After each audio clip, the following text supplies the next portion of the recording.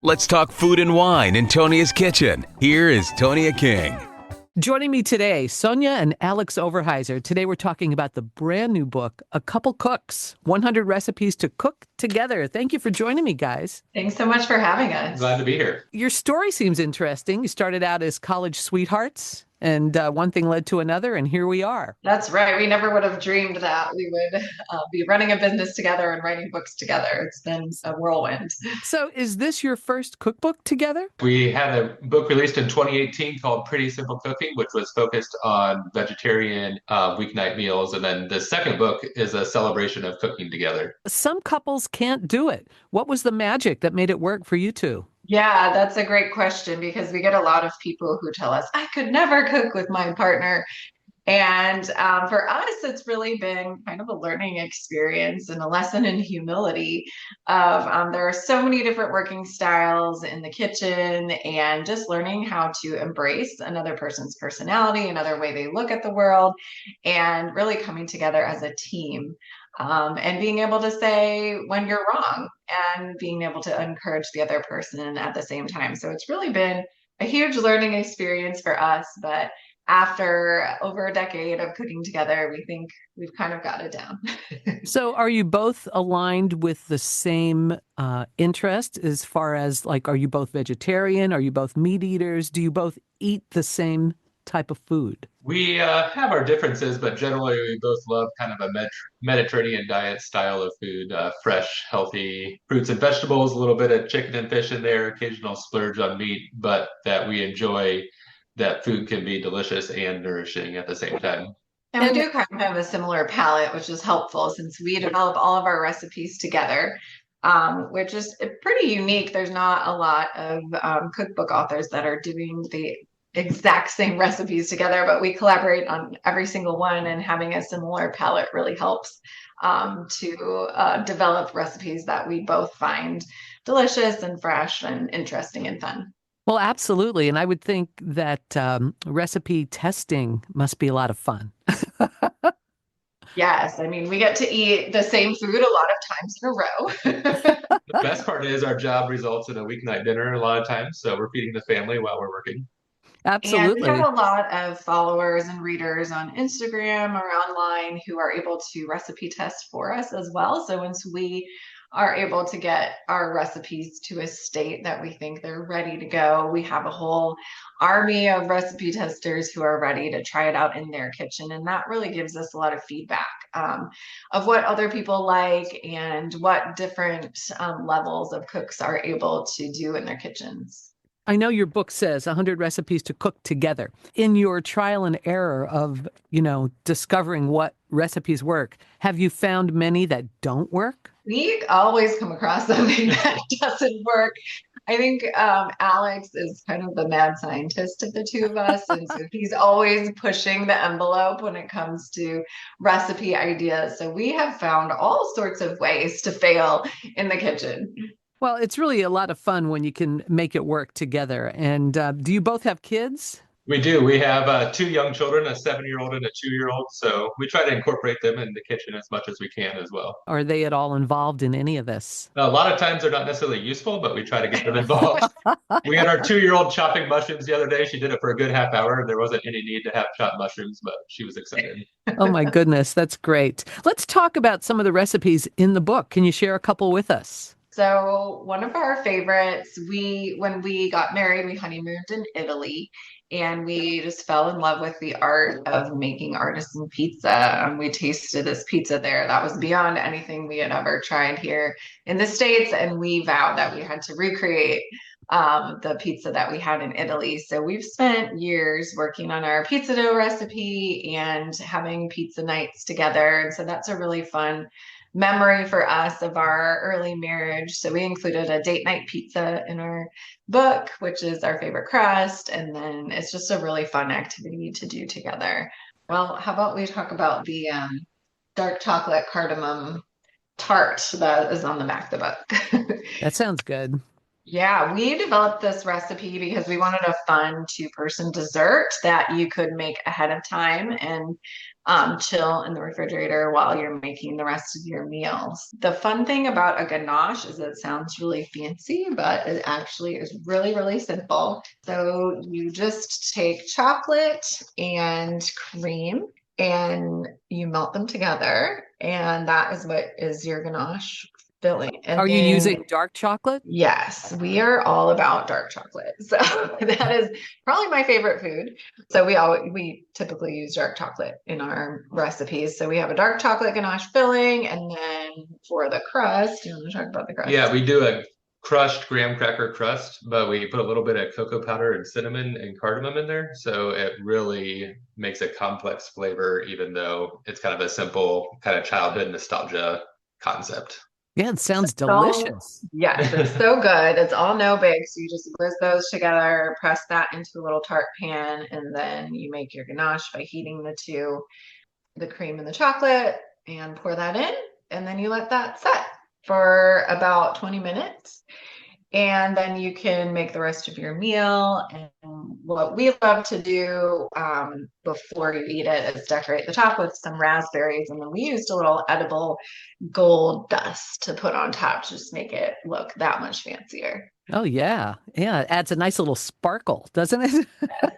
Yeah, and we love going to a bakery and looking at the pastry counter. So it really looks like something you could get maybe in Paris if you're going to a little patisserie. That sounds very delicious. All right, well, we just had a snowstorm here in Indianapolis, so I'm going with comfort food, the creamy Mediterranean chicken skillet. So Ooh. you take your chicken cutlets and brown them, and then Sonja has this masterful sauce.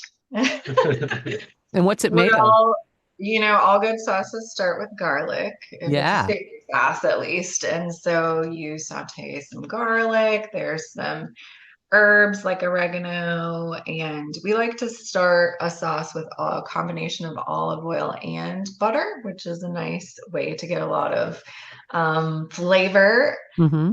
And so you saute up the garlic and thyme and oregano, and then add in some cream and some capers.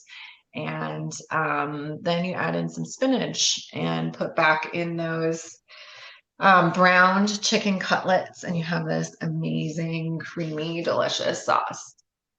Boy, that sounds wonderful. And yeah, when you're talking about comfort food, that definitely sounds like it fits right in there. Yes, I mean, I could go with a creamy chicken skillet every day of the week, I think. And we Abs- love nutritious, healthy food, but sometimes a little bit of cream really goes a long way. Oh, yeah, it's not that bad. My goodness.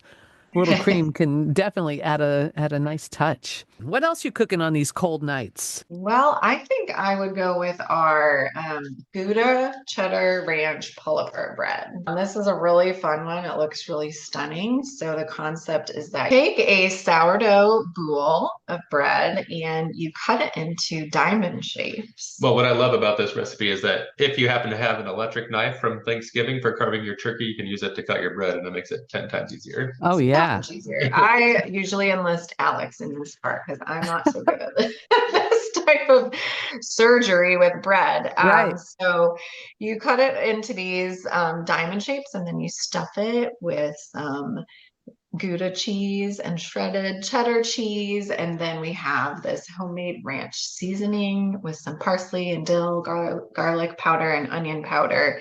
And you sprinkle that over everything, and then you put that in the oven and bake it until it is nice and gooey.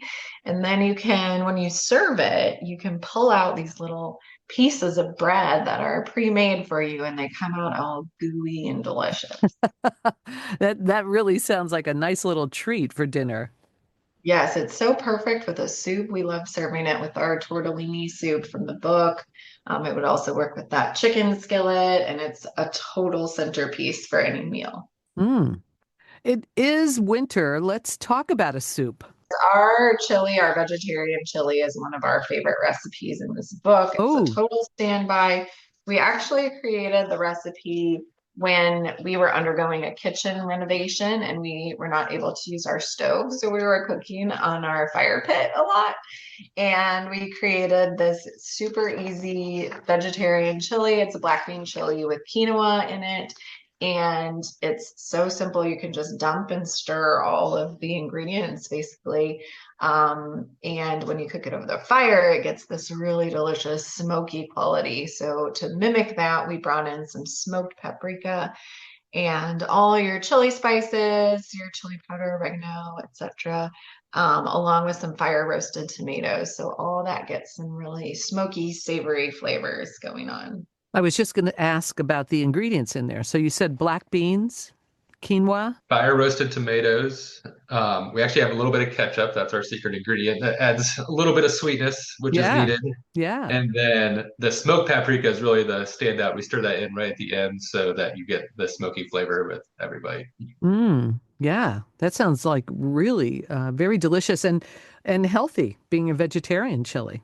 Right. It's nice because it works for a lot of different diets and it really pleases everyone. We always have friends ask, can you make the chili for us when we come over? We are talking with Sonja and Alex Overheiser about the brand new book, A Couple Cooks. Say, what about some desserts? About the applesauce cake, which is one of our very favorite recipes. It is this sheet cake. So we're not actually, neither of us are typically like cake type people, but this cake is so delicious. It will win over any person. I don't like cake. It's a sheet cake and it has the most delicious spices in it: cinnamon, ginger, allspice, and cloves. And then the applesauce really makes it super, super moist. And the best part is that it's topped with a sour cream icing. So it's kind of like a glaze with powdered sugar and sour cream and vanilla. So it's a really tangy counterpart to the fluffy cake. Yeah, this recipe is super easy to make. We love making it with our kids because they can actually help and result in something delicious. So that is the glazed applesauce cake? Yes. Yeah, I would think the applesauce definitely adds moisture. Yeah, I mean, this one is so delicious. We've made it on TV. We've some of our book events, the bookstore made it, and everybody loved it. So people rave about it. Are you just constantly coming up with new recipe ideas? Now, you just finished this book, so I'm assuming you're on tour supporting the book. Is that the case? Yeah, I mean, our brains are just full of all the recipe ideas. We have notes on our phone. We take notes when we go out to eat and get flavor ideas.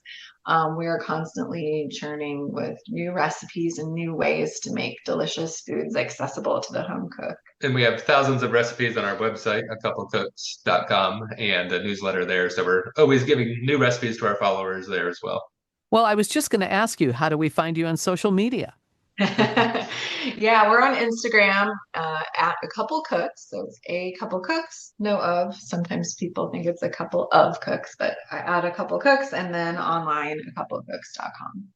Well, that's great. It's a beautiful book. I will say it is a beautiful book. And some of the recipes, I haven't gone through all of them. Boy, every one I've opened up looks very inviting. I can't wait to try some of them. Well, thank you so much. We're really, really proud of how it turned out. And we hope that everyone is able to cook from it and just enjoy delicious food and creating something beautiful in their kitchen. You know, food is what brings us all together, isn't it? So much. And that's why we wanted to write this book of just celebrating the joy of relationship. We're talking with Sonja and Alex Overheiser, the new book, A Couple Cooks. Thanks for your time today, guys. Thank you. Thanks so much for having us. It was a blast. Thanks for tuning in. We hope you'll subscribe to this podcast as we continue to take you around the world of food and wine on Tonia's Kitchen.